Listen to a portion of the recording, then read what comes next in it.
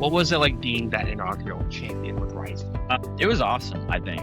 So for me, that was my first singles title.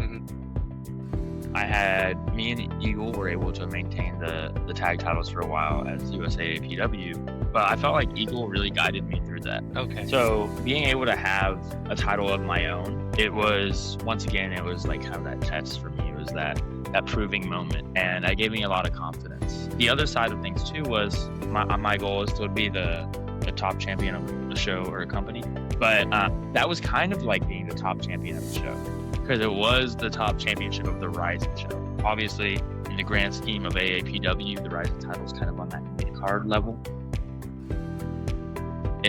For me, at least when I showed up on Thursday nights, soon to be Friday nights, like that was my show. And I got to be, as a heel, I got to be a big jerk about it. Oh my God, I didn't even say that too. And be super obnoxious about it. Well, we're back. New season, new guest here on the Project Get to Know podcast.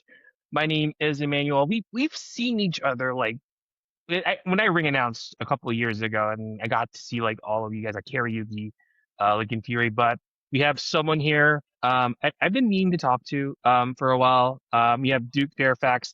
I actually like the name because it's like it's very very like standard of excellence kind of a name. But thank you so much for having you on.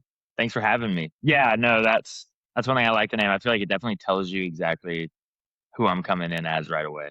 What's nice about that is I've seen you in other shows before, but United 210 had their brewery takeover just on the 14th here back in June, and to go, and we'll talk your outside bookings and also because you are based there as well.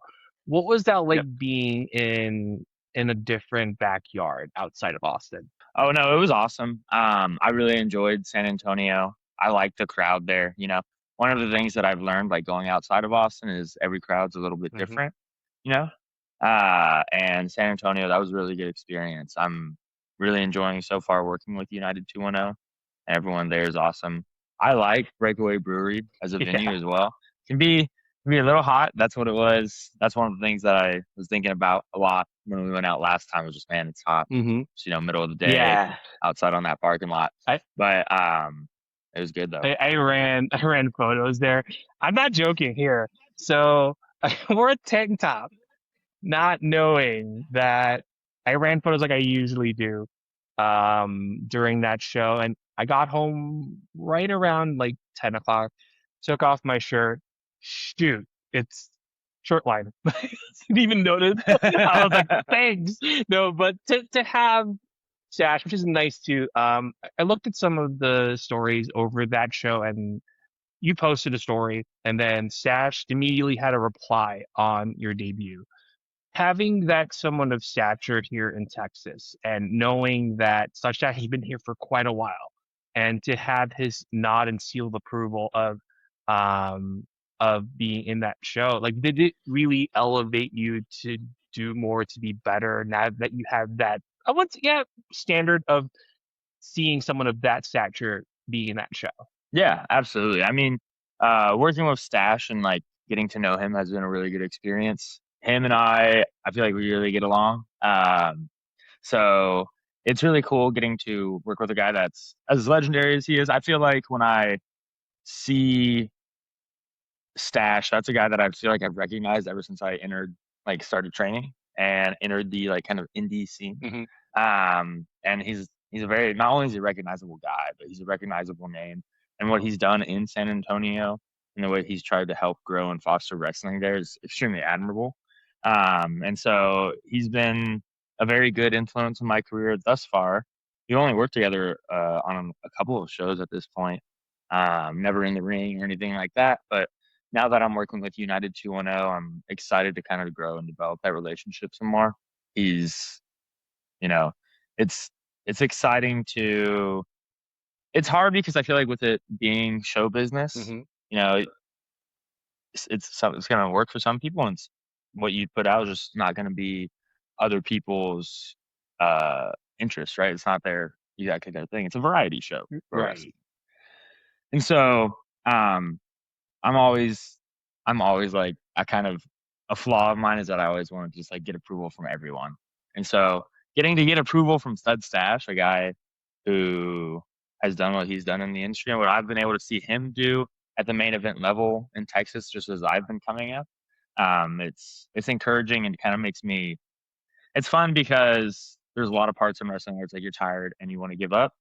But with each like little accomplishment and each little bit of recognition from one of your veterans, and especially a guy like Stud, it really is like, okay, I will continue to keep wrestling. I'll wrestle through whatever's beating me up. I'll make the drive. I'll miss the hours of sleep.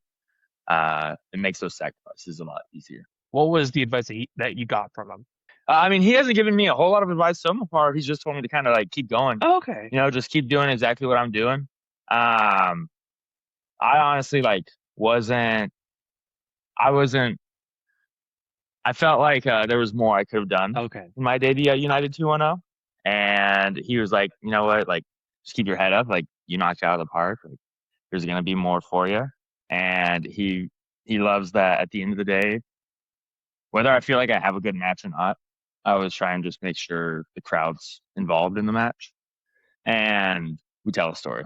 And so that's one thing that he's like, hey, no matter what you do, as long as you focus on that, it'll be good. So your first out of city, because we talked about United prior to this and going to Combat Cult and having your first out of city booking, and how hungry were you to try something new that your worth within Austin? What was it like going 5 hours to McAllen over at Combat Cult? Yeah, that was definitely an experience. That's a drive that I've made several times now. I made it actually twice this Okay. past weekend. Like I love the Valley. I feel like the fan base in the Valley, I feel like the promotions in the Valley, just the general vibes there. It's really good. I think it's a great place. At least in my career, it's been essential, I think, to my development. It's it's a place that you go and you're like, this is so far away from what I'm comfortable with. It's definitely a different crowd, right? It's a very aggressive crowd. They're extremely interactive. Wow. Um, and they there's a lot like that you can kind of like try out. So for me, it's kind of I felt like where I first was able to get my feet wet, right? Um, I was I was so willing to go just about anywhere for a booking because even before I had graduated, I'd been spending both days on my weekends, Saturdays and Sundays, helping set up at shows Hmm. for at least 6, 7, 8 months. And once I graduated, I was like, all right, I'm ready to hit the field, right? And obviously, everyone's already kind of have their next shows booked out, right? So I'm sitting there, graduated for the first couple months, and I'm like, man, I've been doing a lot of work, and I feel like the opportunities weren't there the way I kind of had expected they would be, right? And I think I was just being a little impatient, in all Yeah. honesty. Um, but a few months rolled by, I just kept with it, just kept sticking my head in there. Um, and eventually I had the opportunity, hey, you want to come to this show in this kind of like outside bar area in the city that I've never been to before, Westico. I don't think I even pronounce it correctly still. Um, and just work this guy that you've never met before on a car with a bunch of guys that you don't really know, other than the AAPW guys that I'm coming down with. And so coming up at AAPW, I would definitely be able to get to work guys that I had not met Mm. before, that I hadn't trained with before, right? We would bring in outside talent to work with, but it's kind of different when you're going like when you are the outside talent, when you're going not only to work people that you don't know, but in a setting that you're unfamiliar with, right? But you do that all the time in pro wrestling. It's a necessary thing, obviously. You travel Right. a ton. And for me to get that first experience and for it to go what I felt like pretty well, um, like it was a big confidence boost, right? And then I also had proof I felt like to show other people, like, hey, this not only have I been able to do well where I came up, but this other promoter took a chance on me and I didn't mess that up either. So, you know, who else wants to give it a try? And then just kept going from there. I think, and you're a heel too, so like it's nice to. And I spoke about this with Ethan when I had him on. Is like it's easier to work as a heel and to have that interaction and to find out like what makes people like really tick and to figure out that all you have to do is do something that's like controversial and you're like, all right, screw it. Let's find out. It's the FAFO method where you're like, if the crowd finally gets to you and they get to you as a heel, you're like, I did my part in my match. For me, I started out as a baby face when I originally Hmm. debuted, and um, I'm not gonna lie, I felt like being a heel was very, very unnatural to me Okay. at first. I'm not a I don't know, I'm not like the most aggressive person. I don't if someone's mad at me, I'll just apologize, even though I wasn't in the wrong. Hey, I'm sorry. Don't worry about it. It's no big But deal. in Let's a just match, keep it chill. though, like within the parameters of what you're doing in a match, it just takes time to to really rub someone the wrong. I can't believe I'm going this route of our conversation. Like, you'll do anything within reason to like really stir a reaction. It's not just the cheap heat. Like, you would want to really get that heat, but you have to work to get to that moment. So like I've seen heels in like in so much capacities, and yours is included. Like you have to like really fine tune that to like really get the crowd to go against you to get the baby face over during a match. Yeah.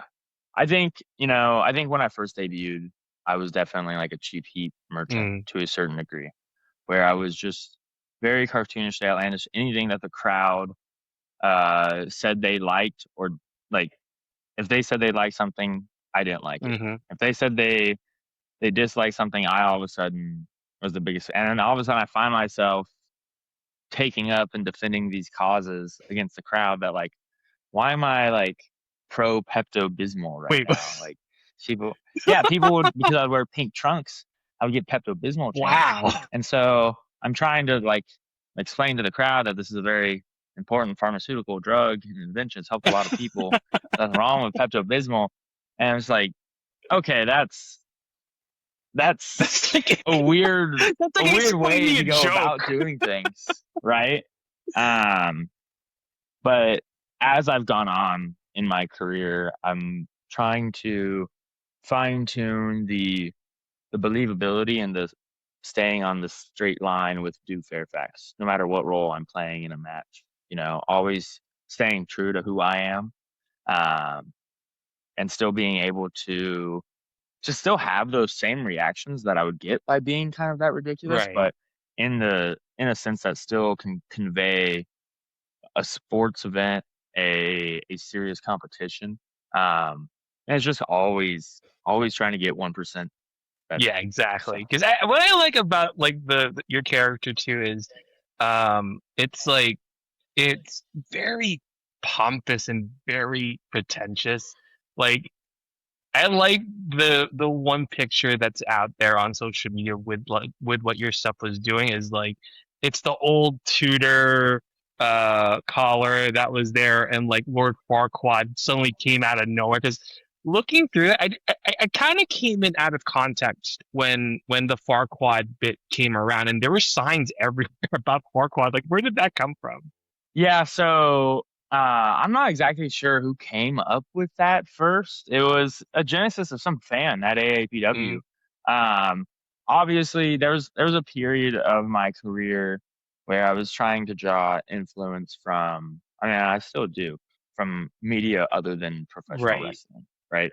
I definitely like can get stuck in that pro wrestling bubble, but every once in a while I'll try and step out of it, and pull stuff from other things, right?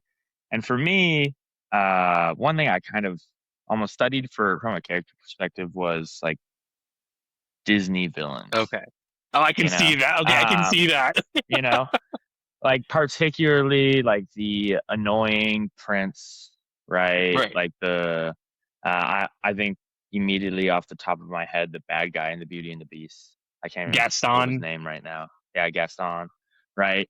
Um, and Lord Farquaad from Shrek, also Prince Charming from Shrek. I love Shrek. Hmm. Is definitely a character that I love. I think the confidence that he doesn't really deserve to have, It's very because for as brandish. Like it's very much brandish yeah, behavior. extremely full of himself, yet we never see him exactly accomplish the results that make him feel like he should be full of himself. Right. And almost that like mustache twirling villain kind of sense. I just love those types of characters. And so that's what I was drawing a lot on. And I felt like early on to distinguish myself as a character, other than just like any other fancy rich guy, because that is a common archetype in professional wrestling. I wanted to pull from a specific time period, and that's where the Victorian kind of Yeah. Shakespearean ruffle came about. And I think that was like extremely ridiculous, and it got really big reactions. And so I think that's exactly how it led to the Lord Farquaad thing. I'm looking at a poster right now that I have on my wall because one of the fans gave me one. Oh Um, wow. but it's basically Lord Farquaad, right, in his like normal pose where he's like doing Yeah. this. They photoshopped my face from my promo picture where his face should be, and then they just also photoshopped like bodybuilder legs where It sounds like a his creative. legs would be. It's like a creative wrestler like character. It's It's a really, like, goofy concept, but it kinda took off with the fans, and I was like yeah, I kinda leaned into it for a while, it was good, and yeah, it still gets brought up, so. What's the evolution from from the Farquaad creator wrestler character to what your character is today? What was that progression leading to what you're doing now to what's done in the past? Yeah, so I kind of see Duke Fairfax on a spectrum to a certain degree of, like, if we are in a setting where that kind of gimmickiness is appreciated on a very highfalutin character, a very cartoony Hmm. character. I can lean into that, right? But on the other hand, I do also want to be able to be like, if we need to be like a traditional sports setting, I want to be able to fill that role as well. But I still want to be able to have a character with that, right? Duke Fairfax works. I think like the name even works because Duke is technically a title, but it's also a traditional first name. Hmm. And so it can be however you want to interpret it. One thing that I'm trying to draw upon more is my personal sporting background. Hmm. I'm kind of in the process right now of Duke Fairfax kind of meeting in the middle with who I am. Um, and so for me, coming from my sports background, I played football growing up, uh, played in college, then switched over to rugby. But I got extremely serious. I was always serious, but I got like deadly serious about sports. Once I graduated, I took up uh, Western boxing. Hmm. And from there, I got into kickboxing and got into Muay Thai and got into Brazilian Jiu Jitsu and then did the whole entire MMA cage fighting thing. So I fought like on UFC Fight Pass and did all those things. So I'm trying to find ways now where I can bring all of that experience into my professional wrestling character. Yeah, because I think characters to progress, and it's like you won't be able to find out until the crowd does something great, actually, or one person can go like this and not do anything, and to find ways Yeah. to really stoke the heat, to get yours not well the baby face at the time, but also putting yourself over, like to evolve into that. Like, what were some of those things that you're like, you know what? Let's try something different. Let's try something that will work out to not only in Austin, but wherever you're working at down the line. Yeah, I think the biggest thing for me is being able to portray emotion and tell a story while still being stoic. Hmm. I would say that's one thing I've been working on. I'm a person I do sales for a living. So for me, talking is easy. I can run my mouth nonstop. I'm still working on being stoked, but if you still go to see a modern Duke Fairfax match, I will be talking the entire time to the crowd and to my opponent. Um, but I've been studying certain wrestlers. I've been trying to figure out how can I do that exact same thing and convey those stories without just talking so much, right? How can I still interact with that crowd, but through the emotions, through more so the gestures, right? I used to joke when I first debuted that I was like a real let's go guy. I Yeah. was just, let's go, you know. So it's how do I a make that specific to Duke Fairfax? How do I say let's go, but something that only Duke Fairfax would say, Hmm. right? So because every wrestler says let's go. So how do I go see the wrestler that doesn't say let's go? What was the thing that Duke Fairfax says that's unique to him that'll make me want to go see him? So it's just finding ways, but I also don't ever want to be like super quiet and not interact with the crowd. Yeah. And so it's like once again, it's walking that fine line. A lot of pro wrestling, I feel like, is walking that fine line in different avenues. Um, and so yeah, that's where I probably feel like I've been trying to focus on evolving the most Yeah. lately. I've had Mo on before, and we talked. By the time we released the episode, Rising was starting to really pick off the ground, and he mentioned that having these reps, and you were like one of the guys who are getting those reps, along with the older guys who are there, like a Lou, Ethan, or Mo, or anyone who's been in there in the past, to have these reps for more of these shows. How did you really better yourself with having this TV time while you're still training and leading up to your graduation, which we'll talk about that later on? I think that was one of the biggest benefits of training right now at AAPW is that we're able to put on a show every single week. Mhm. There's a couple of other schools that are able to do that as well. And I think anytime where you're able to get that many reps in front of a live crowd in moments where your adrenaline is running, is super important. I felt like I had almost an exponential, um, like route of growth from having that extra show once it debuted last October. Because all of a sudden I went from having one show every 2 weeks to having a show every week. That's twice as many reps. So I feel like that I'm at an extreme advantage because as someone who has only been debuted for a year About that, and yeah, about that. a year and 4 months, I think is Yes, where we're about to I hit, right? believe Because I so. debuted March Yeah. of last year. I think for someone that has been in the business that long, I keep count. I have 79 matches as of last Sunday, and so I think I've already surpassed like averaging over a match a week in my career. And part of that is me like really trying to take any match I can nowadays that I'm outside and get anywhere and everywhere I can. But the other half of that, I think that was super integral to that was having that weekly show with the extra show of Rising coming in.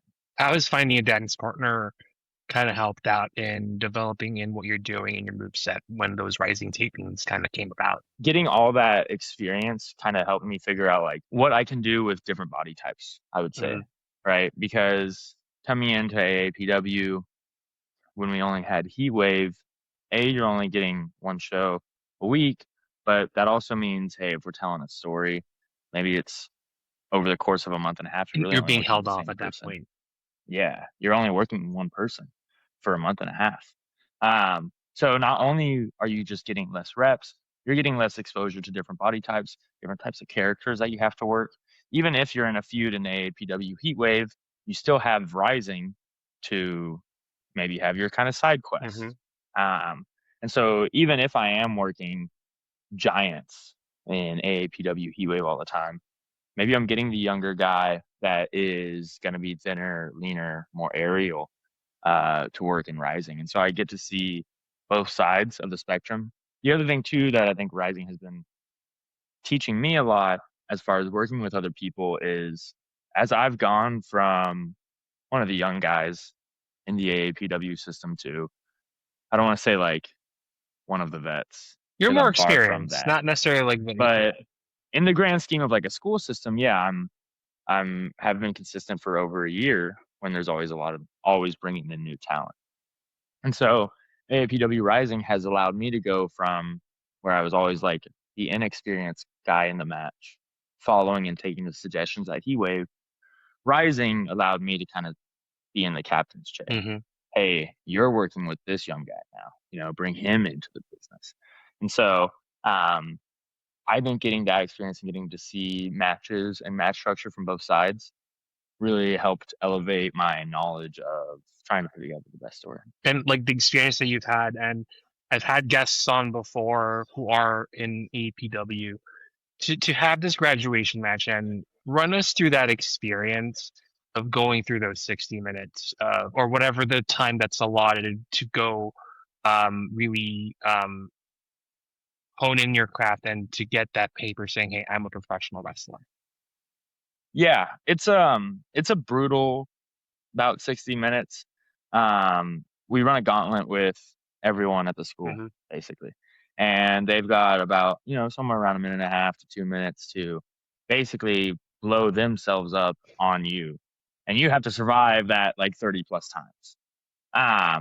So for me, that was all kind of everything that I had learned in my career all coming to a head. Hmm. Um, and so it's a very brutal, painful like 60 minutes because people will test you and make you earn it. Mm, They're just because you're friendly with everyone at the school and they all like you and they know you work hard, they're still at the end of the day, when it comes to that graduation, they're going to make you earn it. right. And I don't care who you are. I don't care how good of an athlete you are.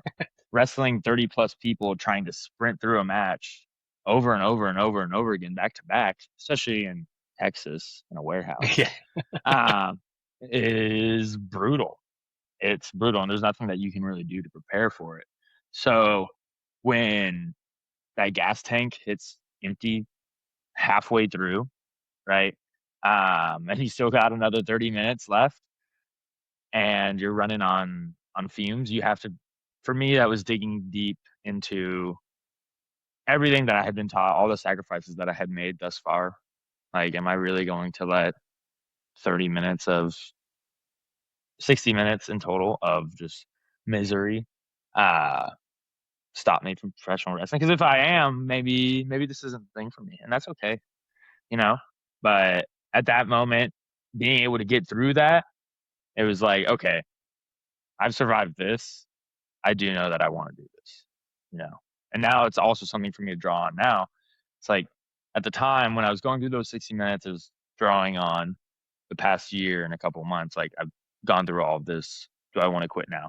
Now that I've gone through that, it's like, okay, I've gone through the graduation. Do I want to quit? Yeah, You know? exactly. During your time too, because I know you had a singles debut, but also teaming up with American Eagle as Mr. USA.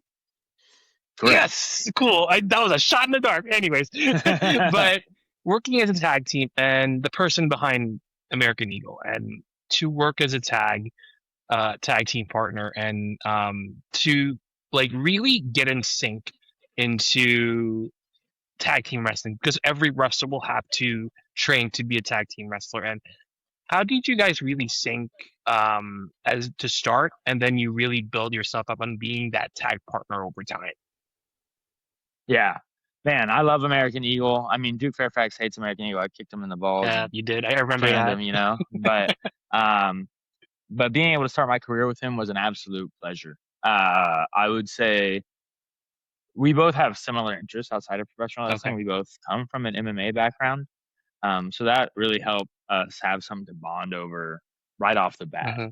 But then on top of that, being able to work with someone, it was cool when I debuted because obviously starting out in professional wrestling, you're nervous, you're scared of the crowd. There's all this stuff going on. You don't want to hurt anyone. You don't want to mess up. Just having someone to like work with you and go through those experiences the whole entire time, it's like it gives you that sense of like community and a little sense of backup, right? Right. Um, and on top of that, if you're wrestling a tag match, you're technically only wrestling kind of like half a Yeah. match. And so it allowed me to focus on just like a couple of things at a time and just focus on getting a little bit better every single match. And American Eagle, I think, was really, really awesome to work with. I felt like we had great chemistry as a tag team.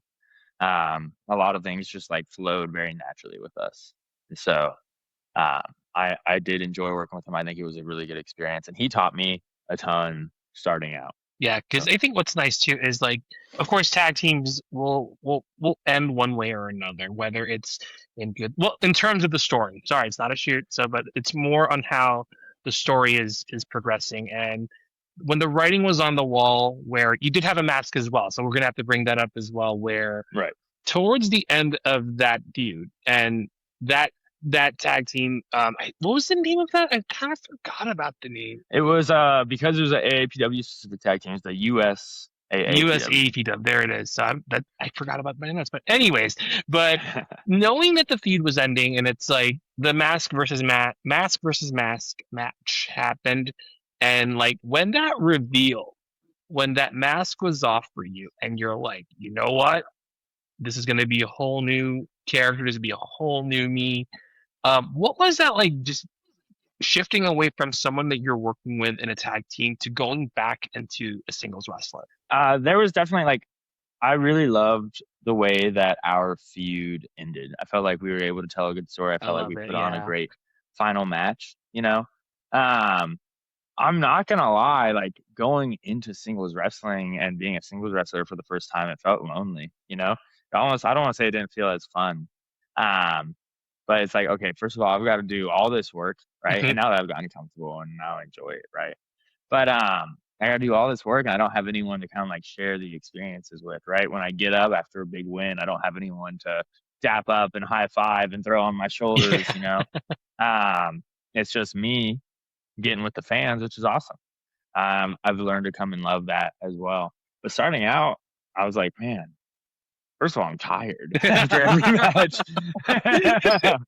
but but second of all, yeah, we just I didn't have someone to play off of to the same Right. degree. So And in the singles, right? I mean, you're pretty much like you are on your own in a sense where you have to figure out everything. You have to redo your move set, and to know that, you know what? All right, but at least you have some leeway and some freedom because it's something that you hold ownership of. To like having the Duke Fairfax character really magnify from where you left off, with USA EPW, because I think looking through the matches with that too, you kind of sense like the progression that you're going and finding out yourself once you really become that Duke Fairfax character. Like, at least you have something to carry, to really like work with, to know that, you know what, I know what I did with you as AEPW. I can do something on my own now that this feud is over.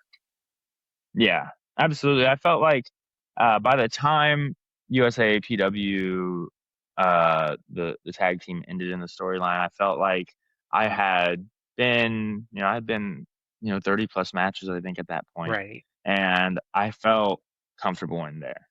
With Eagle or probably without Eagle, I still felt like I could do what I needed to do.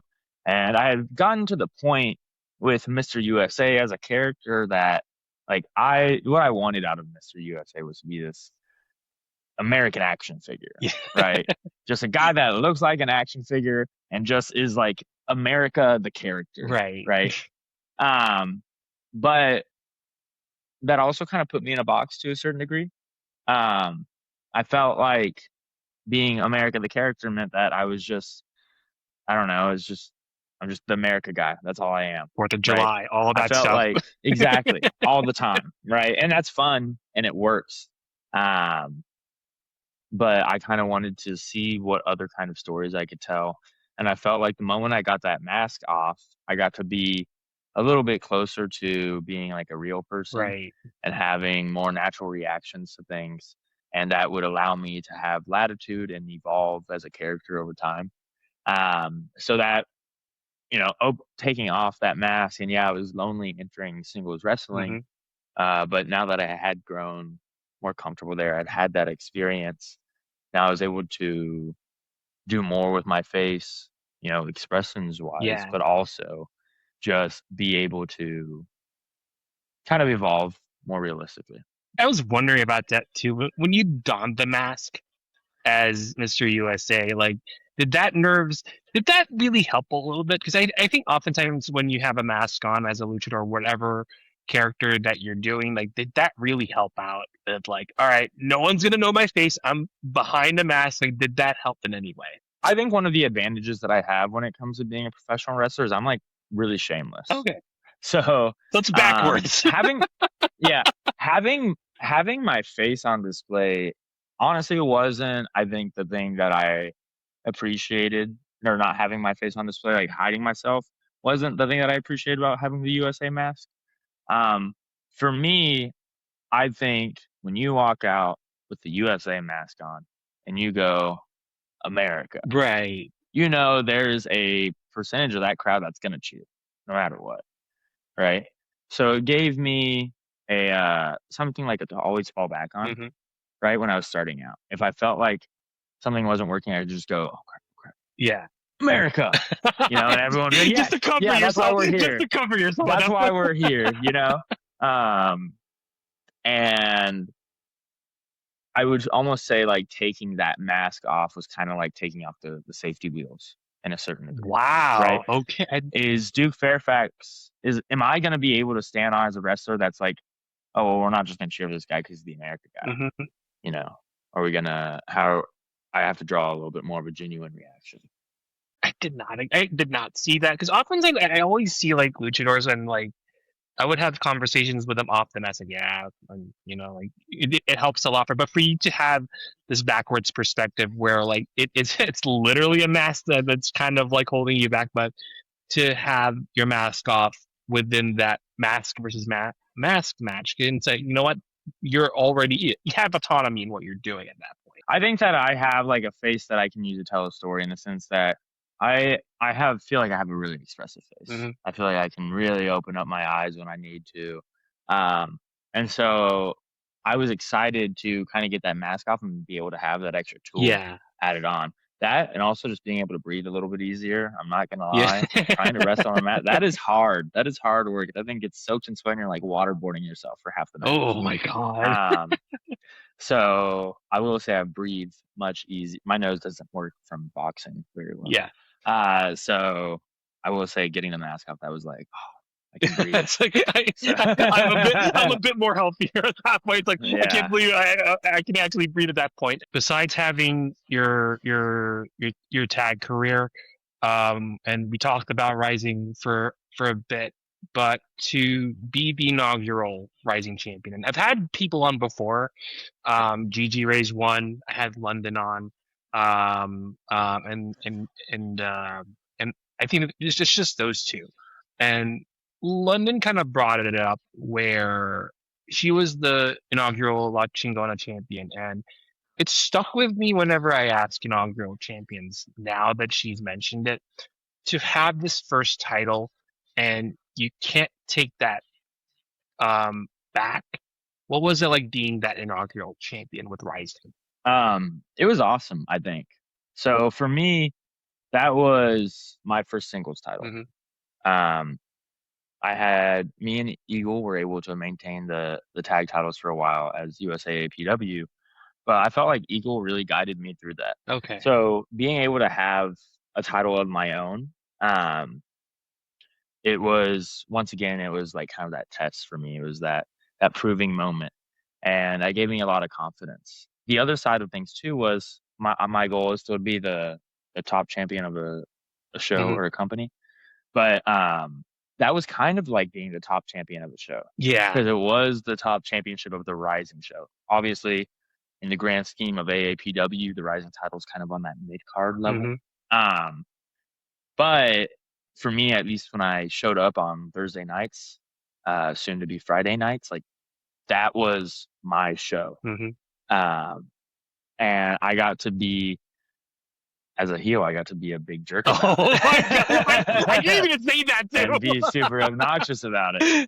Um, and so I look on that title with a lot of fondness, and I also look at the guys that have taken it after me, and I think they've all been really good. I think the Rising title kind of symbolizes it's like a big stamp of approval, like, okay, this guy could potentially be, really, really good in the future. Because what I've seen out of the guys that have taken it before me, or after me rather, Nakai, Legacy, I mean, the things that they're doing is very amazing.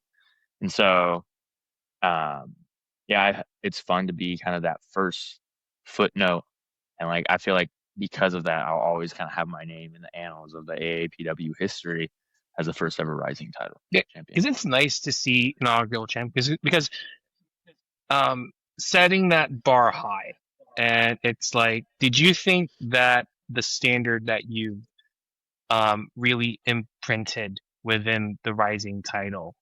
Did you think that I have did my part defending this title for as much as I can?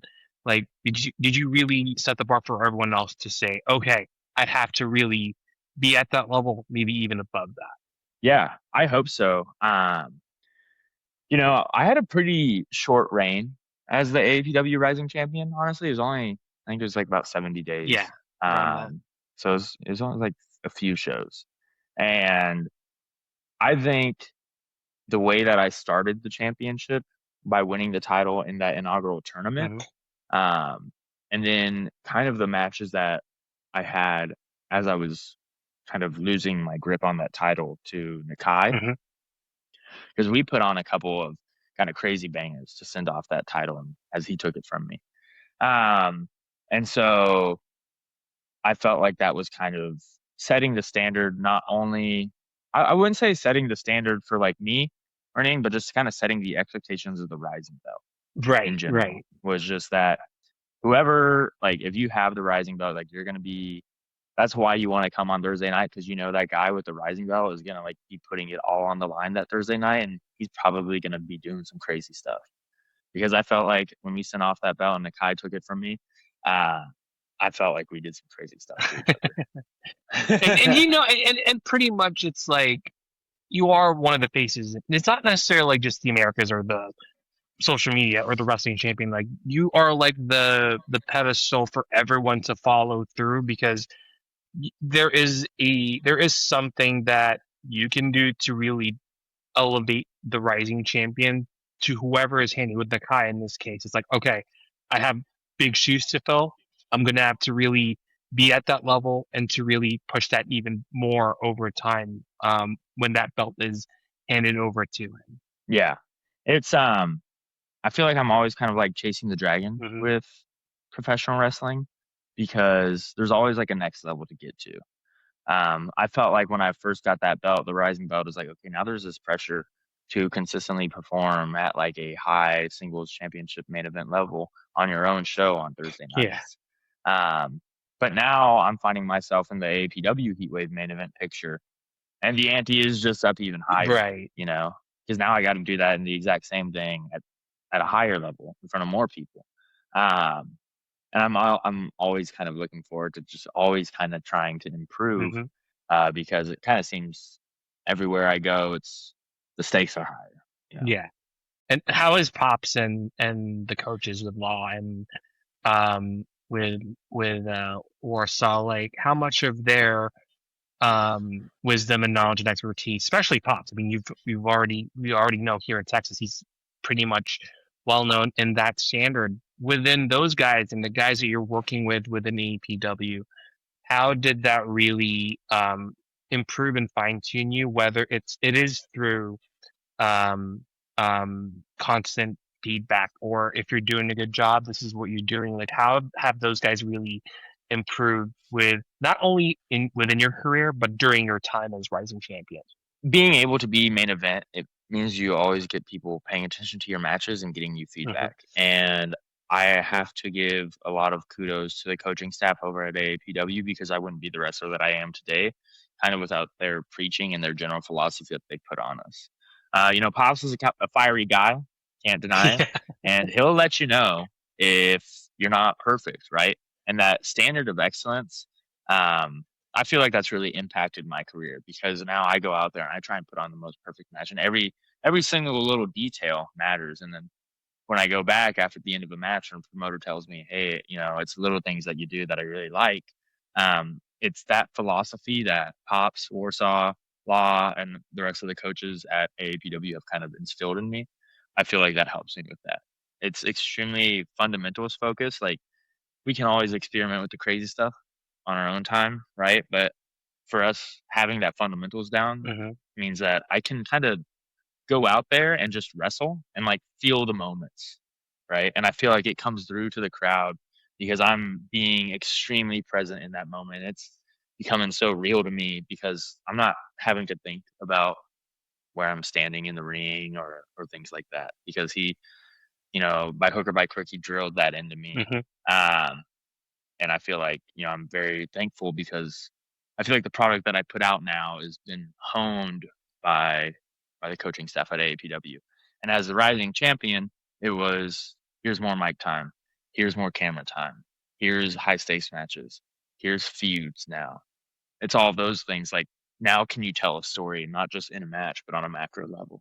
I think that's what Pops, and I had him on an interview way back, and it's like he knows the product and he knows what AAPW stands for, and it's to adapt once you're out of the doors in AAPW, once you have that paper that says, "Hey, I'm a professional wrestler," and it's like the imprint that he's left in you, and oftentimes it can be scathing, but once you look back and you understand, like, oh crap, okay, I got what Pop was trying to say. I know what Law was trying to say. I know what Warsaw and everyone else that you're working with.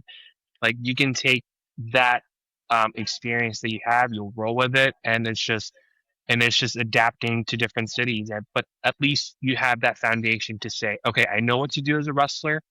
Let's just roll with it. Once if I go outside of Austin or wherever you're at, working with people down the line. 100%. I think that kind of, I think it takes some students like a little bit of time to adapt to kind of like the high pressure. I don't want to say high pressure situation that Pops can kind of create with kind of, that standard of excellence that he has. But I will say very quickly, once I started wrestling in front of people, I wasn't worried about like messing up in front of the people. I was like, oh man, if I mess up, Pops is gonna be mad. but We'll redact but it. having that pressure, I'm being serious. I think having that pressure, and it's trained me for real professional wrestling, Mhm. because now I'm out there in these high pressure situations, performing for main events, performing for top belts, and it's oh man, this is important. I don't want to mess this up, but I've already kind of been through, like, I've already kind of gone over that fear of messing up, Mhm. um, thanks to Pops. And it's just been, I'm so grateful for being able to work with him and all the guys at AAPW, the veterans that came before me. I've been able to soak up so much knowledge, and they've all been very giving. No one's from Danny O'Ryan to Ollie Summers to Lou Cameron to Mo Kelly Mhm. to Ethan Hunter to King Cortez, and loads of other names that I've worked with.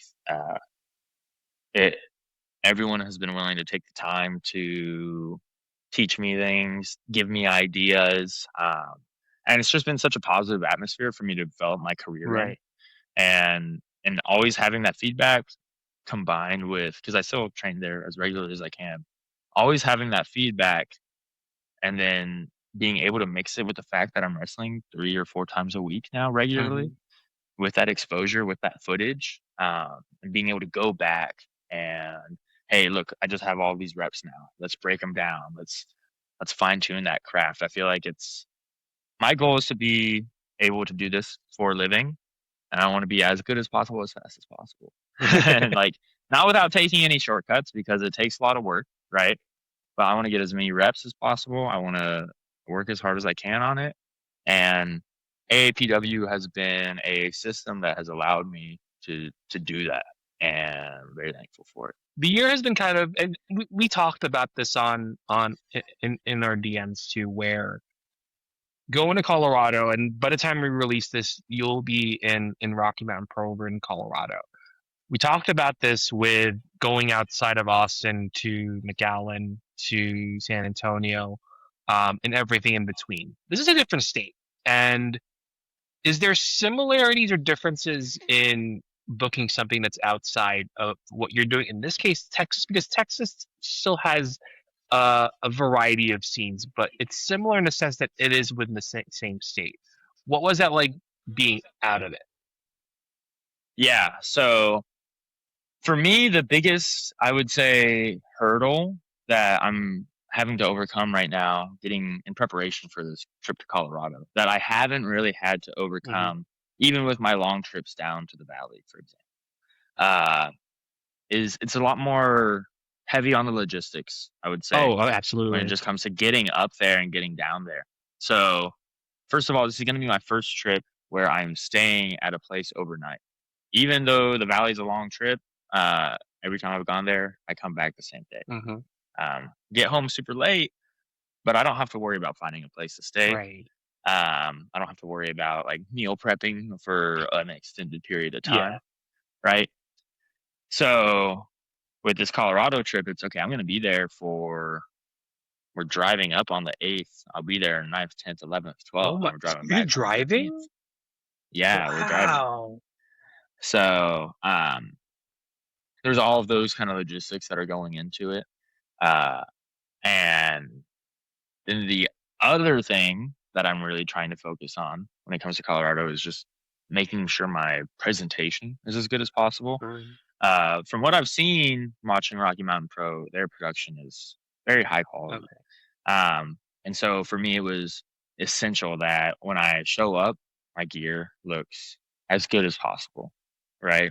I look as good as possible because their cameras will expose me if I if I am not you know on fleek, if you will. Yeah. So on top of that, I had a this is a fun little story.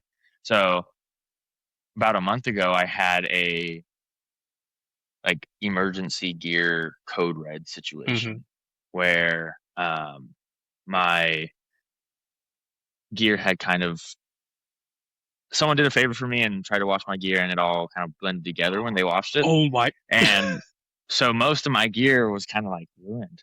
And I've got this Colorado trip coming Yeah. up. I'm freaking out. My boot starts to fall apart too. Um, so it was about time for me to get new gear anyway, but I had to pull the trigger on it all, and I had to pull the trigger on it all with like a nearing deadline because Right. I knew coming up to Colorado, I wanted to be as perfect of a product that I could put out there. I think what, especially now too, because I think, and I had a similar like situation. I flew to Canada for Mystery Wrestling for interviews, and it's like the prep that week. It's like I have notes. I have my field notebook here, field notes from like who I need to have talent on, and it's like the logistics of going through it. Like for me, it's just, I mean, thank God I have a passport. So I'm like, I am passport ready just in case when I have a situation like that comes up, and to know like, okay, once I fly to Toronto Pearson, it's like, all right, I'm halfway through. Okay, cool. What do I need to do? Fly over to Ottawa, because like once you have, and it's a similar instance to where driving to a city happens. Like once you're in the venue, all of this logistics is actually paid off one way or another, and to know that you are Right. driving, which I'm surprised. I think we would fly because I was like, to drive there, to go out of your way to put those mileages in. Like once you hit the venue, you're like, you know what? I'm already in so and so venue. Let's just work.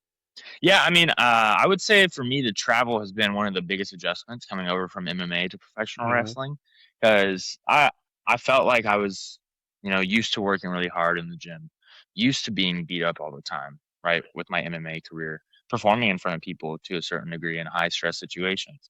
Um, but with MMA, you fight 4 or 6 times a year if you're staying really healthy. Hmm.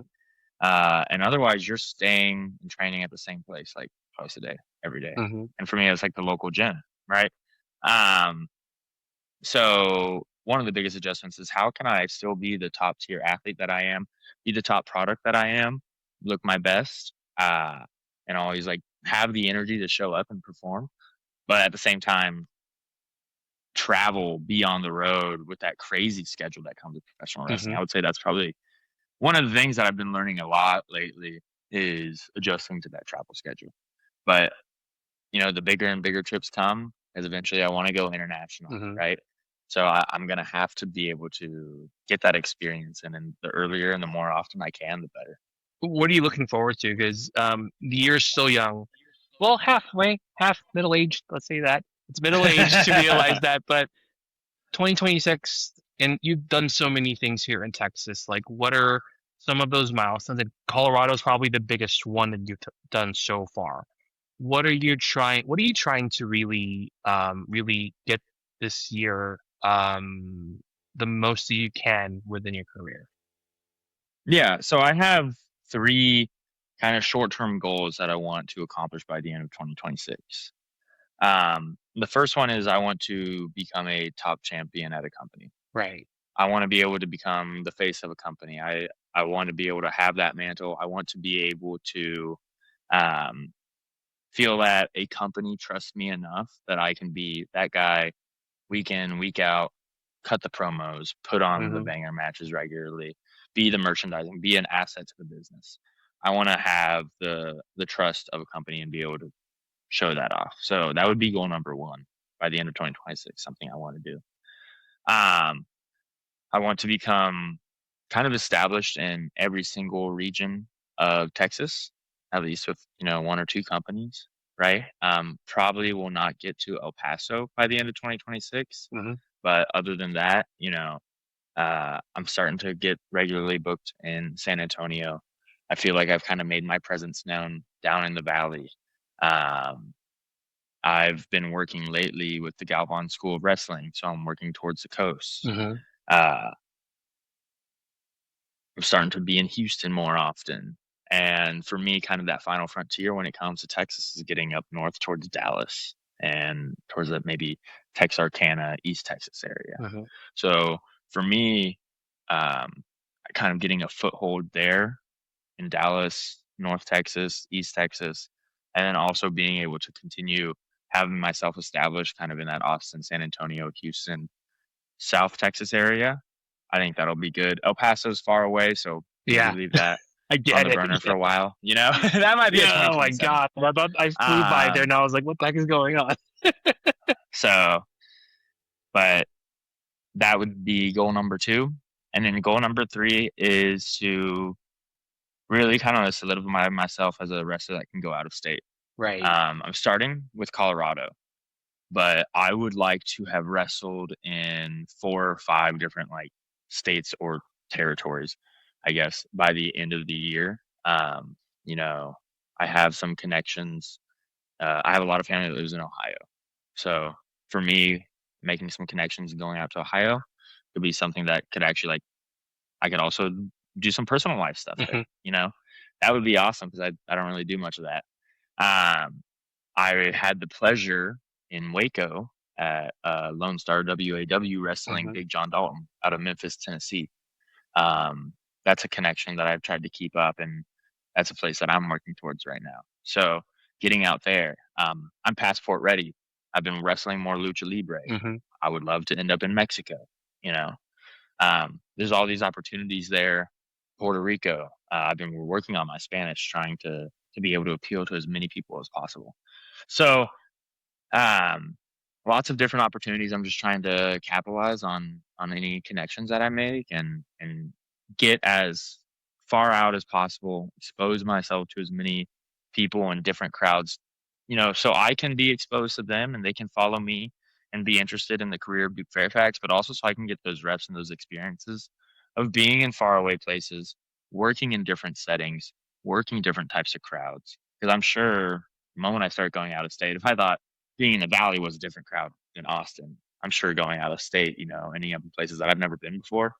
Um, like I've never been to Memphis before. Yeah. So being to places like that, that's a totally different crowd. Yeah. And so that'll be essential to making me as skilled and well rounded of a wrestler as possible. And with the life and the career you've had, and it's an interesting journey that you've had. I think there's a couple people that I've had conversations with and having this trajectory in your career.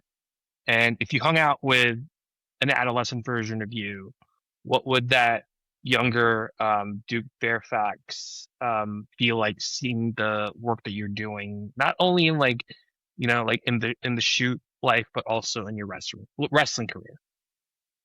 I think I think young Duke would be very uh weirded out hanging out with like the modern Duke, Hmm. right?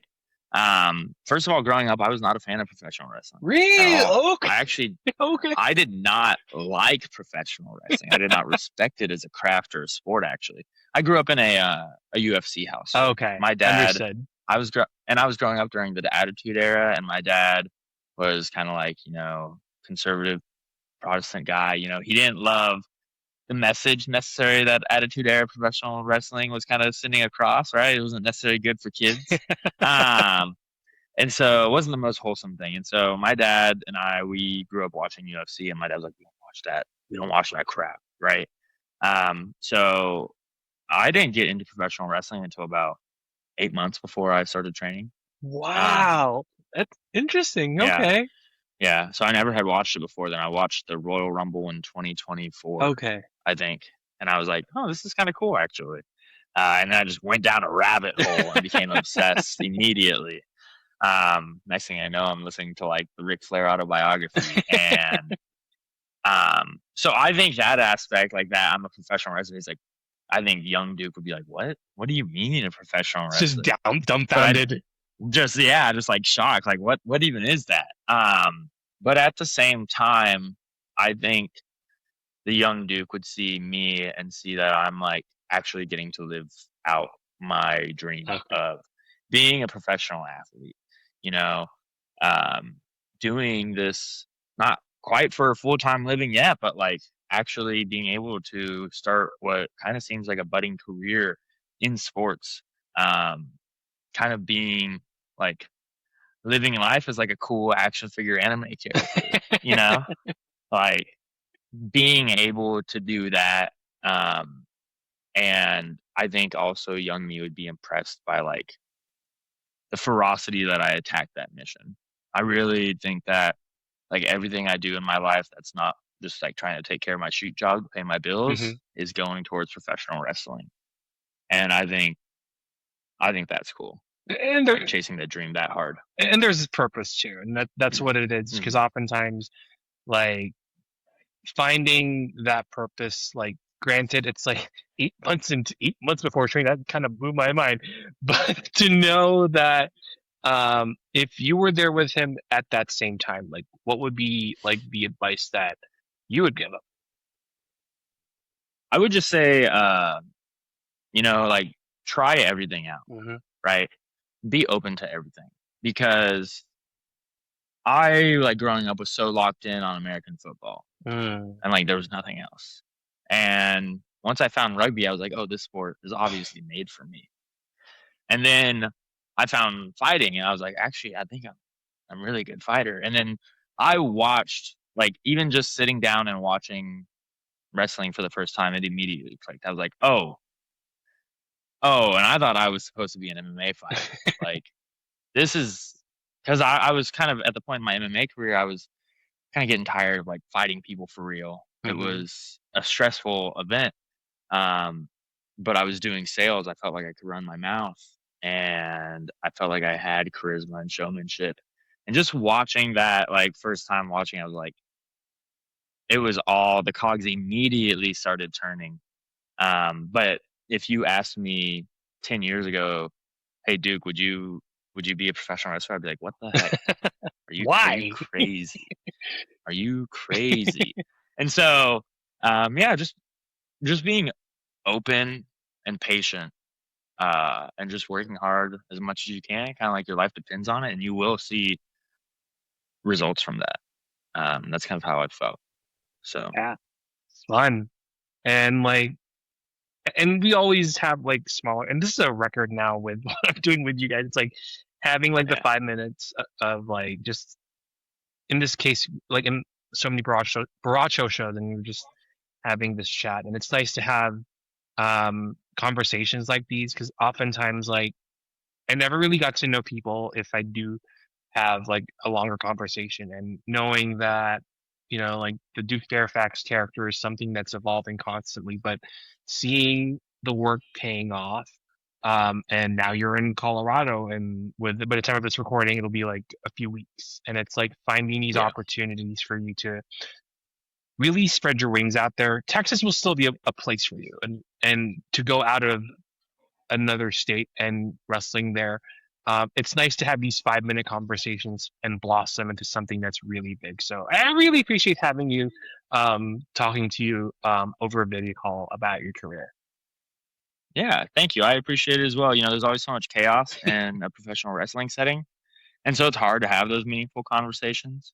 And I just want to say thank you for giving me this platform. Thank you for the pleasant conversation. It was good getting to chat with you as well. I hope I was a fun interview subject, for you. But yeah, thank you. It's been awesome. Awesome. So we'll end our conversation here. We will be back to our regularly scheduled programming. I will change that on my bio over there on the profile. We'll be back on our regularly scheduled programming here at 6 p.m. Central Time on Mondays, and we'll end it here. And we'll be on to the next one. Press the stop button. God damn.